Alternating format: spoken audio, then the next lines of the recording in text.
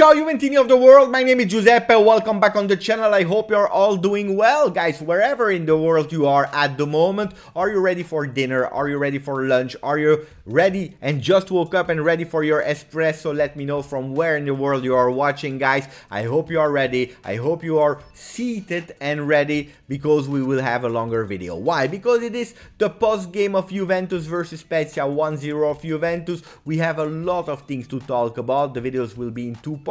The first part will try to understand what the Italian and international papers are saying about our Juventus, our beautiful Juventus, but not only the papers, but also the people that are in the front. Massimiliano Allegri, the players, and so on and so on. We'll go through that. And the second part, we will have to understand why. Why are the fans not happy at the moment? Because yes, we are happy about the 1-0, a crucial game that we won, but on the other side, we are not happy about the performance. How is that possible? Heat maps we'll check also stats, who touched the most balls, and so on and so on. So more a tactical part in that video to really understand what happened yesterday. And we finish with some Mercato news or renewal news. We'll speak about Paulo Dybala, of course. So remain on the channel, put a maximum of likes, subscribe to the channel, and put that notification ring on to don't miss any video, because at the moment there are a bit more videos than usual. So don't forget it, we start after the intro.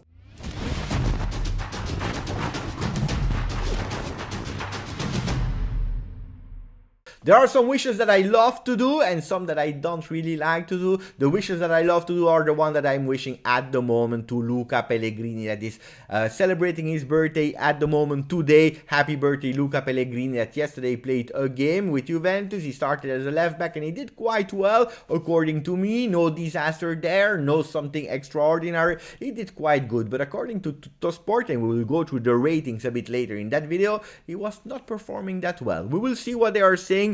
And then there are some wishes that I don't like to do, and these are the wishes of speedy recovery. Why I don't like to do these wishes? Because that means that one of our players are injured, and we are speaking about Weston McKennie. We knew he was injured. What we were not aware of was that the season was over. Weston McKennie, disaster, season over. He's joining Caio Giorgi and Federico Chiesa, third player that we will not see anymore in 21-22 with the black and white colors. It's really a pity. I really hope that he recover really soon and that he's ready for the preseason of 22-23, because we are counting on our Texas boys. So speed recovery, Weston McKennie. We go with the front pages with Corriere dello Sport. Corriere dello Sport is speaking, yes, about Milan, colpo del diavolo, the shot of the devil. Why? Because yesterday they won 1-0, and if you were on the channel yesterday live before Napoli-Milan, you knew that I told you already that Milan would win that game. I was hoping, as everyone, for a draw, but I told you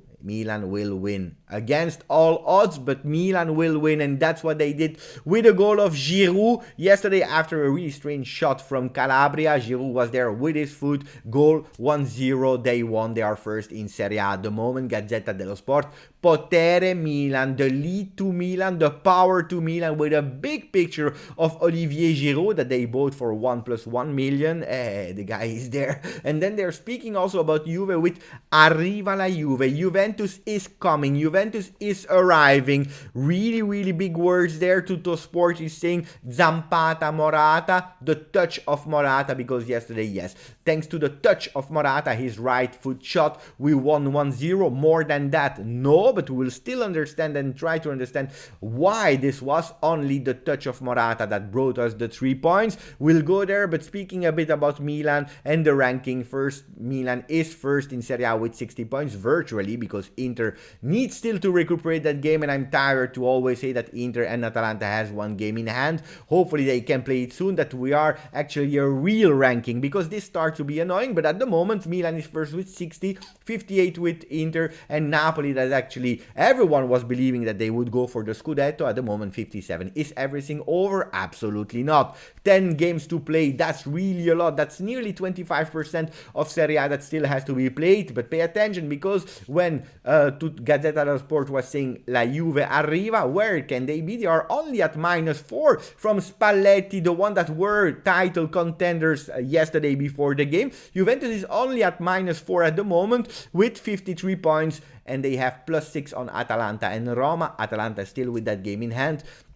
Why am I still thinking that Milan will win the Scudetto? For two reasons. The first one is because my father told me, and when my father is telling me, Beppe, I have a prediction, most of the time he is correct, so I'm still believing Milan will win the Scudetto this year. And then there is another reason. Yesterday they won versus Napoli, and then look at the 5 next game of Milan: Empoli, Cagliari, Bologna, Torino, and Genoa. On paper, they are able to do 15 of 15. Mamma mia, hey, if they win these 5 games in a row without being annoyed by the Champions League, they can do something really beautiful for their season. Yesterday I was impressed by Leao. What a player. Leao and Kalulu.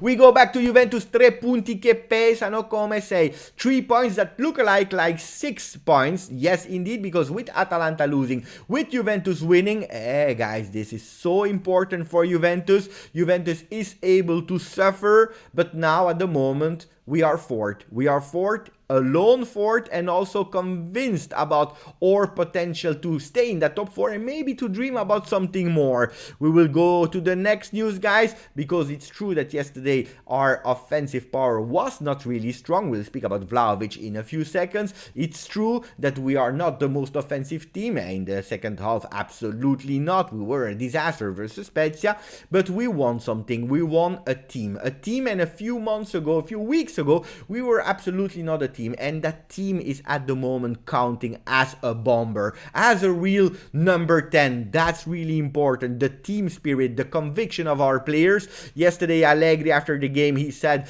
Juve, hai dato l'anima. Juventus, you gave your soul. You gave your soul, and also sometimes suffering like that, we bring back home some victories. It is important. We don't have to be ashamed to defend ourselves, because if you remember, in the time we were winning also Scudettos with 1-0. So it is what it is, guys. Sometimes you have to accept it, and I understand part of the supporters who are saying, yes, we are okay to suffer sometime and to defend sometime. We are not ashamed about that. But our problem of the supporters is that we can't suffer and not attack, and if only defend and parking the bus from the 1st of August until the 31st of May. And that's the problem of the supporters, and that's where Allegri, I believe, is doing the mistake. You know, I understand we have injuries. I understand all the kind of things. We'll go into the details in a few seconds, but pay attention, Allegri. At the moment, the results are giving you correct, because we are winning. We are undefeated since 14 games in a row. The best team in the 5 top leagues. 14 games in Serie A without being beaten. That's really something, a miracle, if you look at the players that we are still at our disposal. But we need to play a bit better. Like the first time versus Spezia, where we're doing quite great. It's true, and probably Allegri is giving also a part of the answer why we were playing bad yesterday. It's because the guys, they had a lot of pressure. They understood how crucial the game was and how important it was to win 1-0. And unconsciously, maybe they stepped back. They stepped back because Allegri yesterday, he was furious. There are some videos on Twitter that are showing him really furious with players that were giving the ball in the back, that we were always playing back. Backpass FC was back yesterday in the second half. He was not happy. That was not what he was asking, but unconsciously, the guys, they understood that it was too important to win. Riecco Morata goal. Morata is back with a goal. He didn't score in Serie A since December 21, so it's his first goal in 2022, and luckily it arrived in a moment where the other one was not able to score and not even shot on target, because Opta Paolo is giving us the stats that it's the first time in this season, in 21-22, in 26 appearances, where our friend Dusan Vlahovic was not able to shot on target. Not even a single time. Guys, do we discuss Dusan Vlahovic? Absolutely not. He was not even supposed to play that game yesterday. But anyway, he was the MVP of February, and yesterday he received his trophy. Grande Dusan. The ratings of Tuttosport, I told you guys, it is a longer video. Tuttosport is saying actually that the MVP of yesterday with a 7 is Danilo. Danilo, why? Why would you tell me he didn't score? He didn't do an assist. Okay, we had a clean sheet, but why? We will go through that. And then they are saying that the worst was Pellegrini. I totally not agree with Pellegrini being the worst with a 5.5. If I have to give the worst on the field yesterday, probably I will go with Rabiot, that did a second horror show yesterday. So we go into the touches why Danilo was MVP according to Tuttosport, and I don't agree. But Danilo, 94 touches yesterday. He was everywhere. He tackled, he presses. He showed also again some leadership skills yesterday. He was super important on the field, and he combined a lot with De Ligt, Danilo, De Ligt, Danilo, De Ligt, Danilo, De Ligt. They combined really well. He played well, and then I was impressed by Locatelli. I was impressed during the game about his intelligence, but then I watched the game again, and he is really, really, really great. Yesterday, that assist showed his position, being able to be that number 10, that trequartista, the one that is actually doing the job of McKennie, that, remember McKennie going up and assisting the strikers, that it was Ken, Morata, or even Vlahovic in the last part of the season. Yesterday, Locatelli was able to do it. He was able to play in a 3-5-2 or 4-2-3-1 as that number 10. He was able to be everywhere on the field, and we see it here on the heat map. Yesterday, he played a bit more on the right, what is not his favorite position, because we know that he has two positions, box to box on the left or as a number 6 yesterday, and it's not the first time he did like that. Also versus Fiorentina, he played on the right side of the field, and he did it with really, really great class. 90 minutes for him with a beautiful assist. I was super happy because we have a real intelligent player there. Grande Manuel Locatelli. Yesterday I told you in a few seconds ago that we were playing in a 3-5-2. It's actually not really true, because if you see the average position at the halftime, after 45 minutes, you see a 4-2-3-1 with Locatelli helping actually Cuadrado on top and Morata behind Vlahovic. A real 4-2-3-1 with Arthur and Rabiot behind the offensive guys.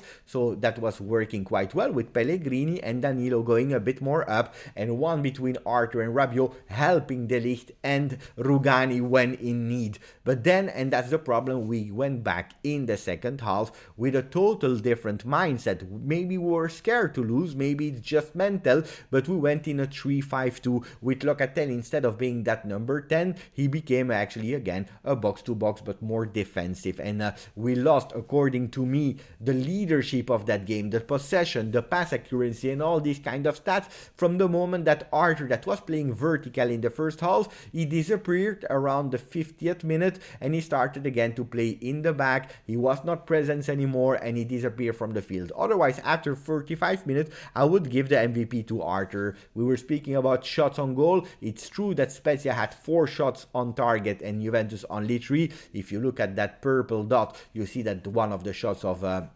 Spezia was nearly about the midfield, so it's actually still 4 shots on target. Juventus with 3, they were able to score once. I repeat you, the 3 were the one of Morata in the first half that was quite central, then his goal, and then Cuadrado that was nearly about to score that 2-0 that at that moment was totally deserved. Then we had a few other occasions with Cuadrado putting that ball, I don't know where, with his left foot, and Morata missing an easy tap in. It is what it is, guys. What is really annoying when we are speaking about an ugly Juve, and I kind of agree with you, is that it's not normal that when you are playing at home, you give actually 26% the time in your own final third versus Spezia. This is absolutely not okay, and only 23% of the time you are in their final third. This is something that we have to correct, and we have to show that we are Juventus like we did in the first half, and that's why I'm super annoying. Where is Juventus playing? Yesterday we saw actually a quite good balance between left side, right side, and midfield. The problem is that we are insisting a lot in some certain moments of the game. We saw it after 45 minutes, we were 50% of the time on the right side, and then you go and you switch and you go totally on the left side of the field, and this is not okay. Juventus needs to alternate a bit more during the game, and not with blocks like, okay, now we play for 40 minutes here, 40 minutes there, 20 minutes here. This is not okay. So you have to alternate a bit more. We finished, guys, that long video, and I hope you are still there. If yes, comment, let me know that you are still there with the emergency that continue. We spoke about McKennie, I don't want to repeat it. Yesterday, a disaster, Bernardeschi, that I was happy that he was back after being invisible and disappearing from the planet Earth, pubalgia, that's what they are saying.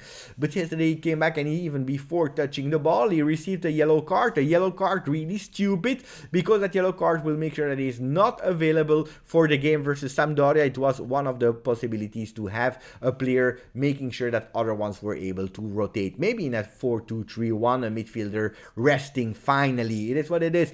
Dybala this week will be super important for Dybala. It is l'ora del vertice. It's the moment of the truth. Why? Because Dybala, he has to negotiate with Juventus after the rumors of his agent being contacted by Inter, after that Zoom call, Teams call, I don't know what, FaceTime. It is the moment of the truth, because on Thursday they will speak about Dybala. I don't want to repeat every time the same thing, but if it will not happen because Juventus will propose a lower salary that initially agreed, there is already another guy in the head and the minds of Juventus, one that scored yesterday, if I'm not wrong. We are speaking about Giacomo Raspadori. What a great player, what a nice player. At the level of Dybala, absolutely not. But in perspective, maybe another Sassuolo guy that can join Juventus and doing beautiful things.